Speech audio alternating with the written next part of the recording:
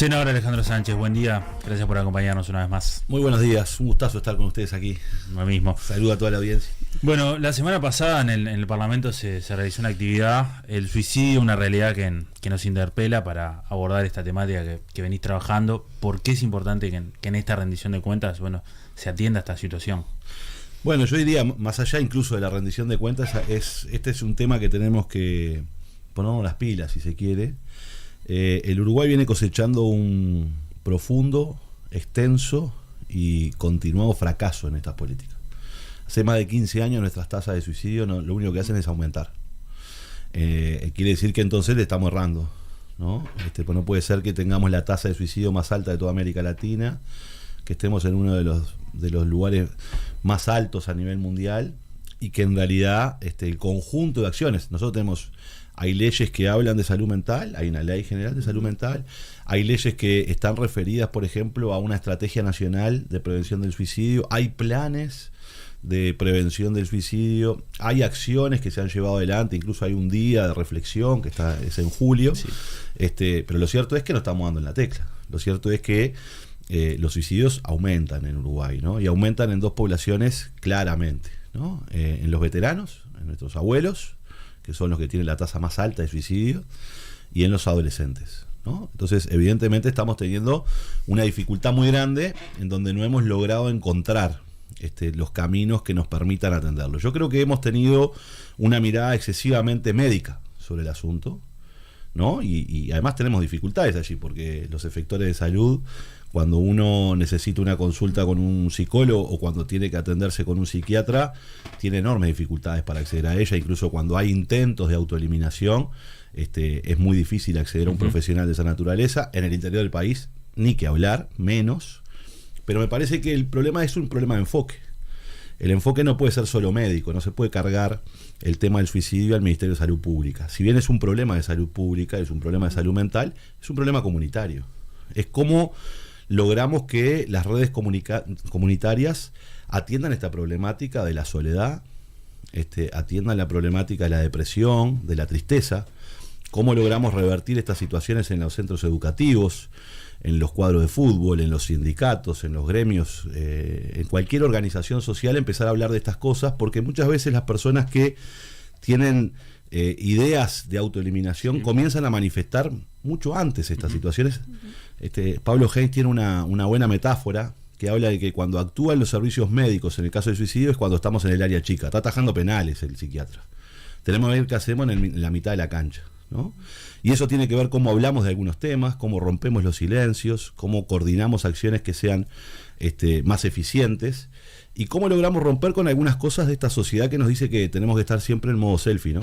Siempre tenemos que estar contentos, siempre tenemos que estar alegres, siempre tenemos que estar bien. Y la verdad que ese canon que nos exigen las redes sociales, no es posible llevarlo adelante en las 24 horas del día, ¿no? La vida es otra cosa, es alegría y es tristeza también.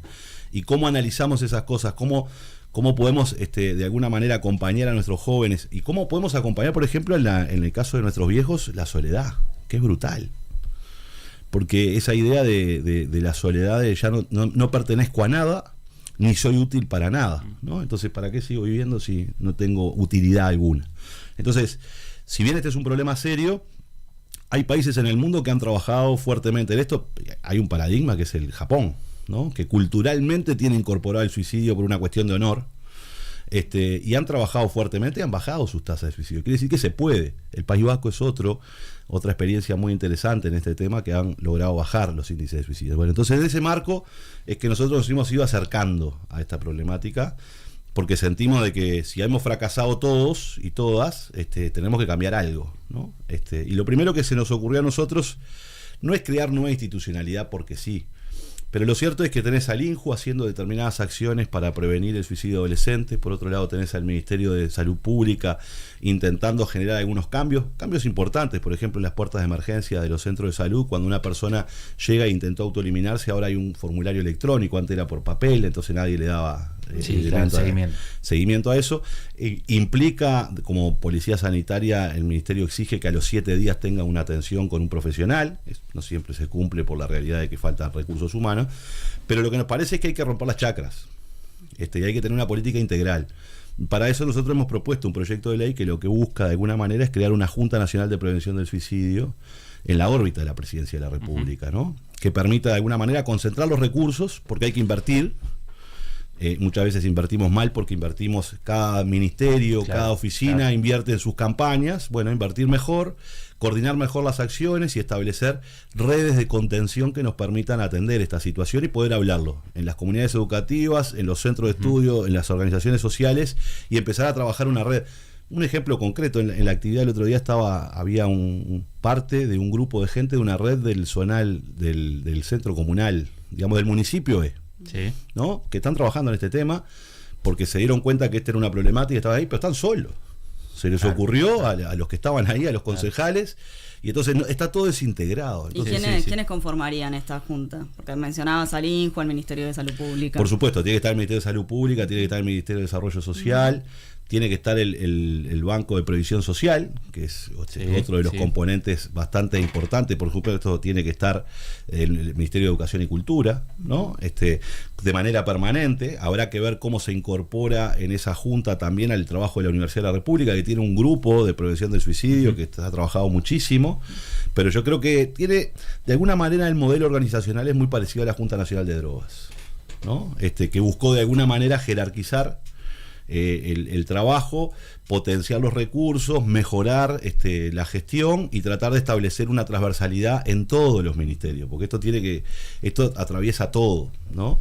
Y de alguna manera tratar de revertir esta situación y que el plan de prevención del suicidio sea más que una campaña de publicidad y una jornada de reflexión un día en julio, ¿no? Sino que podemos trabajar de otra manera y que le demos herramientas, porque acá hay que darle herramientas y formar a los docentes, que son los primeros que están ahí y no tienen herramientas para contener esto. A los padres. Yo le planteo desde el lugar de padre de 2 hijas adolescentes que se enfrentan a un mundo cada vez más hostil, donde lo público y lo privado está totalmente borrado, donde en realidad la cancelación en redes es brutal a partir de cualquier error o de cualquier situación, ¿no? Y eso genera situaciones de angustia. ¿Y cómo hacemos para abordar esas situaciones? O seguimos en esa idea de, bueno, este es un tema de, bueno, siempre está triste, ¿no? Es así, es bajonero, entonces no le des corte, ¿no? Y resulta que terminan pasando estas cosas después, posteriormente, porque en realidad no, las respuestas que va dando la sociedad no son acordes a las necesidades que tiene esa persona que está sufriendo y que está pasando mal. Entonces, bueno, ese es un poco el objetivo, y por eso se hizo el espacio ese de reflexión, donde estuvieron organizaciones que trabajan en este tema, donde también es importante ver qué pasa con las familias, lo que se llaman los sobrevivientes, ¿no? Tanto los que intentaron como la familia, es un estigma para las familias, porque también los recorre la culpa. Cuando te pasa de un hijo a un familiar, o un conocido, o un amigo, empieza a circular la culpa de qué no hice yo, y que la culpa es mía, cuando en realidad es un problema social, ¿no? Entonces, también hay que ver cómo se trabaja con las familias, porque ese es un drama que permanece, ¿no? En el evento pasó algo muy que nos movilizó a todos. Se acercó una muchacha, una señora, para decirnos que ese mismo día, hacía un año, había perdido a su hija, ¿no? Y que sintió que esa convocatoria en el Parlamento la obligaba a ir porque algo podía hacer, pero que necesitaba hacer algo. Y bueno, y se trata de eso. Ahí ya quedó conectada con las redes de los familiares, que se trabaja, pero me parece que este es un tema que le tenemos que sacar de toda bandería política, porque acá estamos hablando de nuestra gente, y de que muchas veces ese que puede ser un vecino, un familiar, empieza a sentir que no encuentra un lugar de pertenencia, y tenemos que ver de qué manera lo contemplamos, ¿no? Lo arropamos, lo cuidamos. Creo que se habla de eso, de cómo cuidarnos entre todos. Y bueno, me parece que ese es el objetivo, sabiendo de que hay experiencias buenas, en esta administración también las hay. Justamente por ese lado queríamos ir también, Alejandro. La rendición de cuentas va a tomar en cuenta lo que tiene que ver con adicciones y con salud mental. Va a haber un incremento de $20 millones. Entonces quizás la consulta viene por si tienen el mismo enfoque, ¿no?, que este proyecto que vos presentás. Sí, lo tiene. Estuvo Sajian, por ejemplo, en ese momento estaba ejerciendo como ministro interino. Esto lo hemos conversado con varios actores, incluso actualmente del gobierno.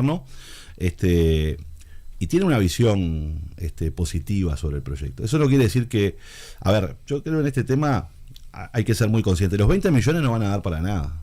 O sea, una cosa es encarar una rendición de cuentas y establecer algo como prioridad, lo cual me parece que está muy bien.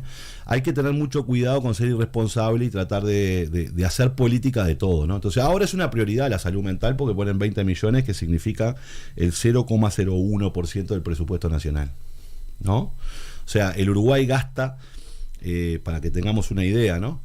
El Uruguay invierte, no gasta, invierte cerca de 9 puntos del PBI. Tenemos un PBI de 58 mil millones de dólares y gasta 9 puntos en salud. O sea que 20 millones de dólares es como una gota de agua en el océano, ¿no? Entonces, me parece que bienvenido sea, que se pongan recursos. Esto es como cuando en la rendición de cuentas pasada se dijo, la prioridad es la infancia y vamos a poner 50 millones de dólares, ¿no?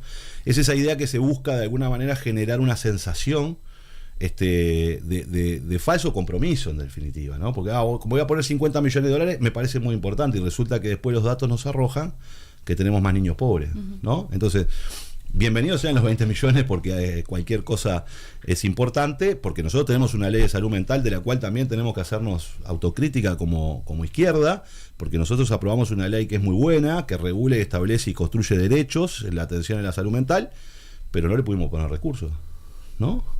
O sea, los recursos que colocamos para aplicar esa ley y los preceptos de la ley, que son muy interesantes, que habla de la desinstitucionalización, que habla de un conjunto de principios muy importantes, no contaron con los recursos suficientes. Y bueno, porque el problema de los recursos es un problema endémico del Estado uruguayo, porque es un Estado pobre, ¿no? Entonces ese Estado pobre tiene que invertir en salud, en vivienda, en educación, tiene que invertir en infraestructura, entonces ahí se genera siempre una tensión en qué cosas se invierte y qué no, y de dónde salen los recursos. Entonces me parece, primero, el enfoque me parece bien. No debe ser lo único que debe priorizar la rendición de cuentas, y menos con esos montos que son irrisorios. Ya le digo, eso es menos del 0,1% del presupuesto. Creo que hay un montón de temas que tienen que ser atendidos en esta rendición de cuentas, que va a ser la última rendición de cuentas que admite modificación presupuestal. Quiere decir que esta rendición de cuentas va a regir para el año que viene y para el primer año del próximo gobierno. Alejandro, entonces, hay una consulta más para ir avanzando que queremos hacerte, que tiene que ver con la crisis hídrica. La semana pasada se anunciaron cambios, algunas medidas, mejor dicho, por parte del presidente. Una tiene que ver con la baja impositiva en el agua embotellada. Frente Amplio planteaba que también se baje la tarifa de OCE. ¿Qué pensás de estas medidas que se tomaron? A ver, tuvimos 2 conferencias de prensa. En las 2 conferencias de prensa hay una que estuvo hace 45 días más o menos, el 18 de 47 mayo días de Delgado. Atrás, donde se prometieron cosas que no se cumplieron. Este es el problema que está teniendo el gobierno, de exceso de anuncios. Un gobierno que tiene exceso de anuncios, que ha sido la característica de este gobierno, siempre anunciar cosas positivas y muy buenas, pero que después nunca se pueden contrastar con la realidad porque no pasan. Cuando el gobierno comienza, uno le da una cuota de crédito, ¿no? Tiene que ver con las intenciones del gobierno, tiene que ver con los 50.000 viviendas, los 137 liceos, tiene que ver con el TLC con China, tiene que ver con un montón de cosas que el gobierno ha ido anunciando tanto en campaña electoral como posteriormente, y uno dice, bueno, es la voluntad que tiene el gobierno, veremos si lo puede llevar adelante. Cuando está finalizando un gobierno, demuestra claramente que es un gobierno inoperante. Primero es un gobierno que además miente. Porque Álvaro Delgado mintió en esa conferencia de prensa. Primero dijo que en una semana íbamos a tener una desalinizadora. Hace 40 y pico de días todavía no llegó la desalinizadora. ¿No? Me van a decir, porque no entró en el Hércules. Bueno, primero es la improvisación del gobierno, que dice que va a traer algo de una cosa y no sabe ni las dimensiones. Segundo, que no pudieron fletar un avión. La van a traer en barco, ¿no? Y no sabemos todavía cuándo llega. Segundo, Álvaro Delgado dijo que el gobierno se comprometía a mantener la calidad del agua hasta que viniera la lluvia. Falso, rotundamente falso. Se ha desmejorado la calidad del agua y ahora además se ha autorizado que sea peor el agua, ¿no? Tercero, se dijo que se iba a ver la posibilidad de una obra que se iba a conectar el río San José con el río Santa Lucía. Eso lo anunciaron en la primera conferencia de prensa. Y ahora lo vuelven a anunciar como una obra nueva porque están esperando, al decir el presidente, un plastiducto, ¿no? Parece poco serio, demasiado poco serio. En aquel momento nosotros, previo a aquella conferencia de prensa, habíamos hecho una propuesta que ni siquiera fue discutida en el seno del Senado de la República porque no consideraron que era grave y urgente. Y nosotros proponíamos bajar los impuestos del agua embotellada, evidentemente, y bajar las tarifas de OCE. Se nos respondió de que de ninguna manera se van a bajar las tarifas de OCE. El presidente Talvia salió a decir un disparate. Depurate mayúscula. Alfi salió a decir que sí, si gastaba, Talvi, si iba a gastar Alfi, más agua. Pobre Talvi se fue. Sí. Claro, Alfi decía esto, ¿no? Que decía Alejandra de que se va a consumir más agua. El problema de los neoliberales, ¿no? Que lo piensan todo en símbolo de pesos y que además sienten que su teoría se aplica en la realidad. Es como la teoría del libre mercado, ¿no? Y la mano invisible del mercado no existe. Entonces, claro, quedan tan enamorados de esa teoría que sale Alfi a decir, si yo bajo el precio de algo se va a consumir mucho más. No se puede consumir porque es malo, porque no es potable. Entonces no va a haber un mayor consumo. Pero lo que es peor es que el presidente de la República no resista archivo. Porque recordemos que el propio presidente de la República, cuando se dio la crisis del agua en Maldonado, producto de las algas que salía turbia, hizo campaña en Maldonado exigiendo que no se cobrara la tarifa de OCE en Maldonado, cosa que el gobierno del Frente Amplio la exoneró. Pero él hizo campaña diciendo que si OCE no te da agua potable, ¿cómo ibas a pagar la tarifa en Maldonado? Que era una irresponsabilidad del gobierno del Frente Amplio, y criticaba fuertemente al gobierno del Frente Amplio por aquella situación de las algas, que es un problema, un fenómeno que se había dado en aquel momento. Y ahora que sos presidente, que tenés mayorías parlamentarias y estás, tu empresa, tu OCE, tu gobierno, le está proporcionando agua que no es potable a la población, no baja la tarifa. Y decir que eso no está arriba de la mesa. Nosotros además planteamos en la discusión del Senado, bueno, entonces ahí hay una clara digamos, demagogia del actual presidente, que cuando era oposición decía un montón de cosas y ahora hace otras. El segundo elemento es que nosotros planteamos la posibilidad de fijar un precio del agua. Eso planteó en ambas cámaras el otro día y no se llevó. No se llevó adelante. ¿Por qué? Porque la renuncia fiscal en teoría es de 10 millones de dólares, ¿no? Que digamos las cosas como son, hubo un incremento del consumo de agua y hubo un aumento de la recaudación de impuestos producto del incremento del consumo de aguas, y ahora se está exonerando de impuestos. Entonces, generalmente lo que pasa es cuando vos exoneras de impuestos, que hacen una situación que no sabes si se traslada efectivamente al bolsillo de la gente, ¿no? Esa es la verdad, porque se lo puede quedar la cadena. Sí. Entonces nosotros planteamos la posibilidad de tarifar, poniendo un precio máximo. El Uruguay tiene mucha experiencia en eso. La leche está tarifada, el gas está tarifado, el combustible está tarifado. El combustible en el Uruguay lo fija el Poder Ejecutivo y dice, este es el precio máximo de venta. ¿Quiere vender más barato? Venda más barato. Pero este es el máximo de venta. Entonces, nosotros buscábamos eso para garantizar esta situación. No tuvimos chance tampoco. Creo que es lamentable, pero estamos teniendo una crisis muy grande. Nunca habíamos pensado estar en esta situación. Yo creo que ninguno de nosotros nos imaginamos, salvo Eleuterio Fernández Huidobro, hay que reivindicarlo al ñato ahora, nos habíamos imaginado estar en esta situación, ¿no? Esta es una situación terrible que nos tiene que llevar a pensar de que hay muchas cosas que hay que cambiar desde el punto de vista estructural, del punto de vista de las inversiones, de cómo concebimos el recurso agua, tanto sea para los aspectos productivos como para el consumo humano, que tiene que ver también con la preservación del recurso, el cuidado del recurso, el cuidado del medio ambiente. Hay un montón de aspectos que tienen que ver con cómo vamos a modificar nuestras formas de producir, de convivir y de utilizar y de relacionarnos con este recurso, porque bueno, el cambio climático llegó para quedarse y genera estos efectos tan terribles, ¿verdad? Hablando de medidas, se generó todo este enfrentamiento con la Intendencia de Montevideo en la última semana a raíz de dos cuestiones, ¿no? Por un lado, de esto que tenía que ver con el préstamo del BID, que lo que dice el gobierno es, bueno, finalmente en realidad no había nada gestionado con el Banco Interamericano, y por otro lado, bueno, por esto que fue la comunicación de la intendenta el viernes cuando habla del riesgo, ¿no?, de los trialometanos en las embarazadas, y el gobierno sale a decir que hizo terrorismo político y demás. Bueno, ¿cómo concebís el accionar de la intendenta y la respuesta del gobierno?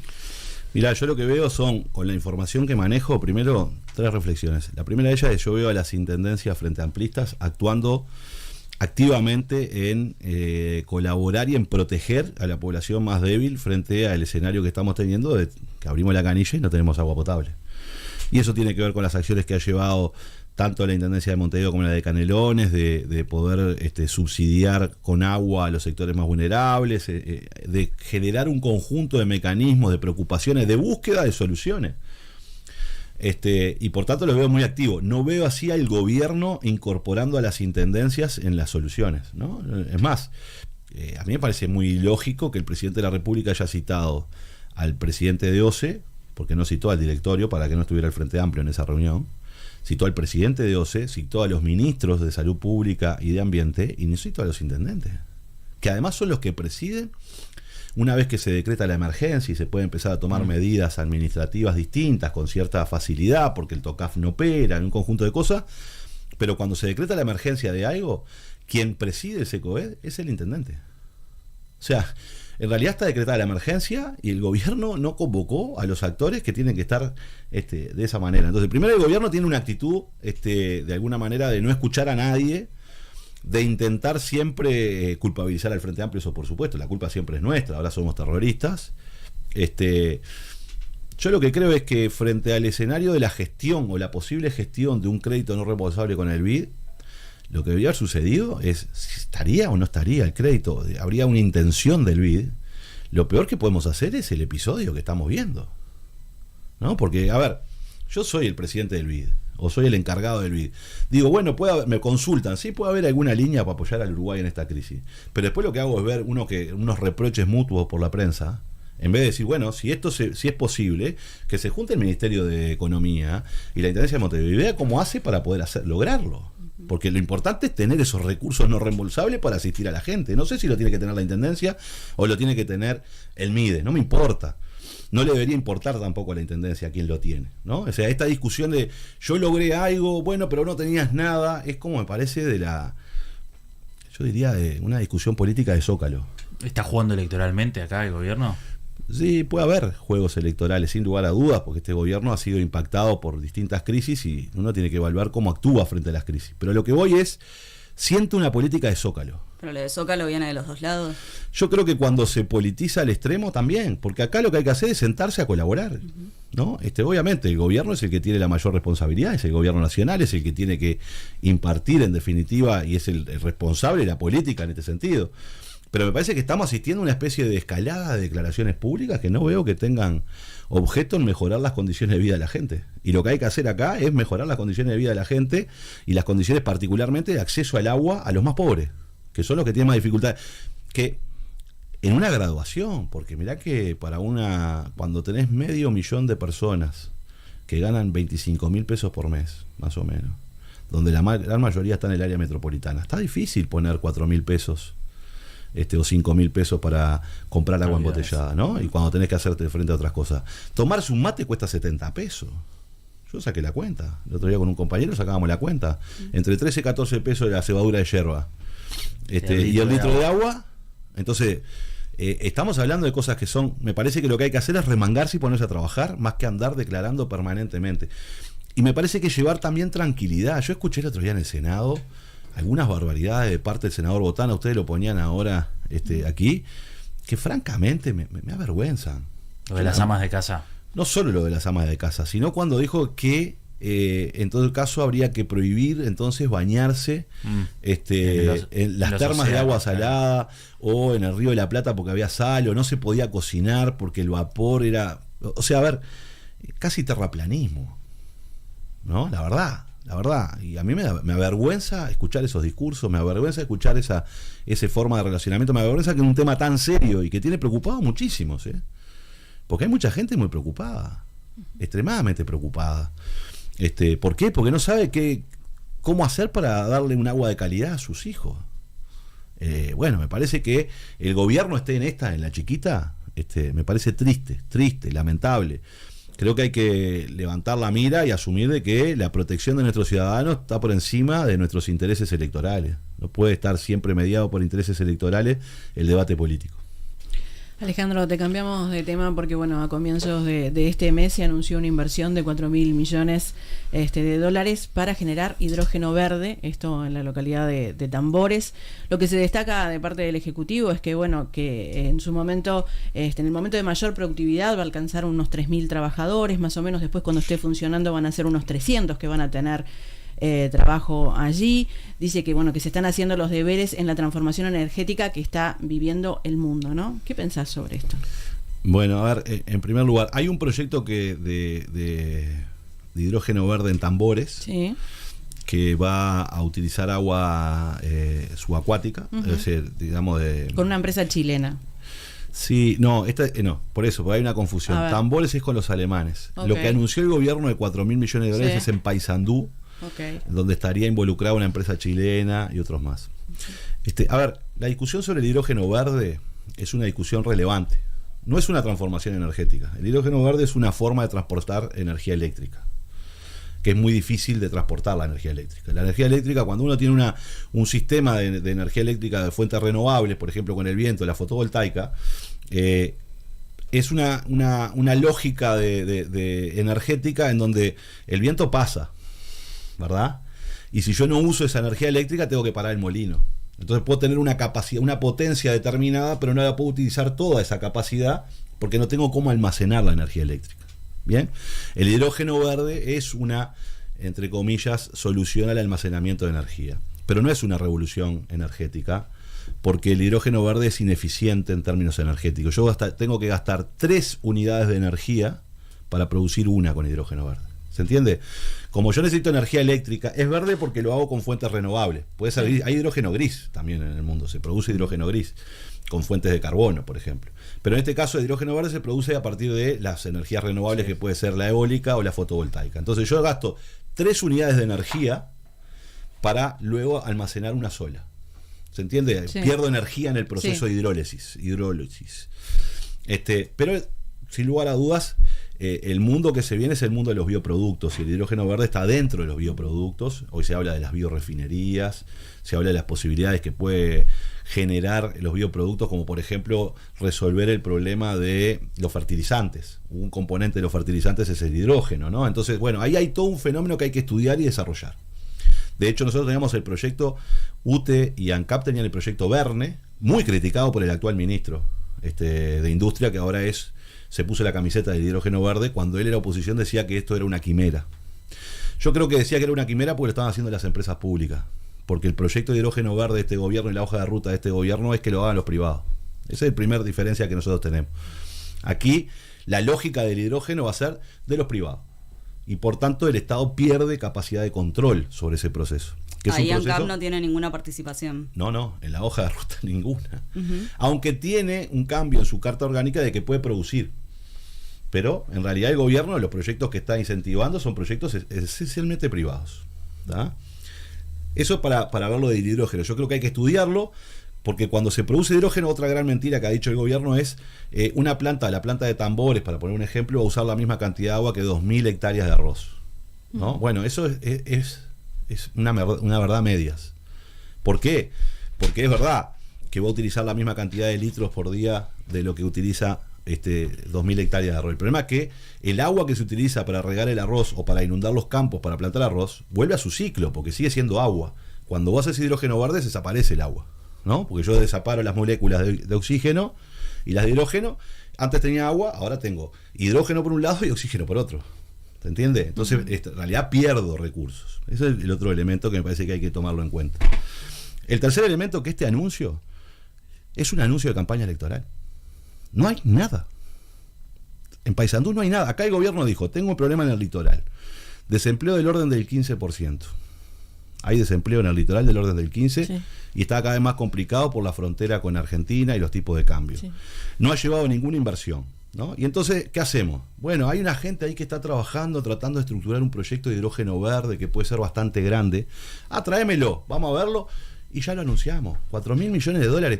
La inversión más grande de la historia del Uruguay fue la de UPM2, de 2.500 millones de dólares. Y acá están hablando de 4.000, en esta idea del gobierno también de los anuncios de récord. El proyecto todavía no tiene absolutamente ningún estudio ambiental. Ninguno. Está en la etapa de ser un proyecto de escritorio, buscando recursos y buscando financiamiento. Yo creo que puede estar interesante pensar en un proyecto de hidrógeno verde en Paysandú, pero no de las dimensiones que se está hablando, porque es falso. Según este proyecto, ¿sabes cuánta energía eléctrica va a consumir este proyecto? Todo lo que produce el Uruguay. Ese es el proyecto, yo lo vi a los documentos del proyecto, que son los que están trabajando en esto. Originalmente lo hacen muy grande, después lo van achicando, obviamente, ¿no? Entonces, lo que dice el proyecto es que va a consumir la cantidad de energía que produce todos los molinos de viento y toda la fotovoltaica que tiene el Uruguay. Eso es, entonces, a ver, vamos a empezar Es inviable. Es inviable. Entonces dice, no, la vamos a generar nosotros, ¿no? Va a ser de generación propia, dice. Está bien. En un año Vos vas a instalar, ¿dónde vas a instalar los molinos de viento? O sea, lo que le costó al Uruguay instalarlo en 6 años, ¿lo van a instalar en 1 año? No lo van a instalar. ¿Qué predios van a comprar? ¿Cuáles son las líneas de alta tensión que van a utilizar? ¿Por dónde van a sacar el hidrógeno verde? ¿Cuál es la infraestructura portuaria que se va a instalar? ¿Va a salir por camiones o va a salir por barco, por el río del Uruguay? ¿Qué instalaciones portuarias se van a hacer? ¿Dónde se van a hacer? El proyecto habla de una zona de influencia de 180 kilómetros a la redonda. Un proyecto de PowerPoint maravilloso. No son responsables quienes están estructurando el proyecto. La irresponsabilidad del gobierno que dijo, dámelo que ya lo anuncio. Y queda como un anuncio más. Es más, el proyecto, que la gente que está trabajando en este proyecto, las empresas, porque las empresas no van a salir a dar opinión pública seguramente, pero están buscando de alguna manera que se conozca lo que quieren hacer. Tiene inicio de obra en el 2026. O sea, le falta muchísimo al proyecto. Recién ahora se están firmando contratos para empezar a hacer algunos estudios. Por ejemplo, en la UTE se va a votar alguna cuestión en estos días, en el directorio de UTE, ustedes estaban recién al principio con Fernanda Cardona, que tiene que ver justamente con, bueno, le van a ir a preguntar a UTE, che, ¿cuánta energía tenemos? ¿No? O sea, ¿cuántas nos pueden proporcionar? ¿Cómo se generan las redes de alta tensión y cómo nos enganchamos en las redes de alta tensión que ya existen? Porque esto no es que yo me instalo ahí y ya está. Sí. Hay servidumbres de paso, hay un montón de cosas que hay que hacer. Entonces, en realidad, resumiendo, yo creo que el hidrógeno verde puede ser una alternativa en la medida que tenga un estricto control público. Un estricto control público, ¿no? Porque estamos hablando justamente del recurso agua, ¿no? Entonces, no está bueno que se entregue así nomás ese recurso que es estratégico, que nos estamos dando cuenta los uruguayos, algo que pensábamos que era diferente, que es finito, ¿no? Porque los uruguayos pensamos que era infinito. Bueno, no es finito.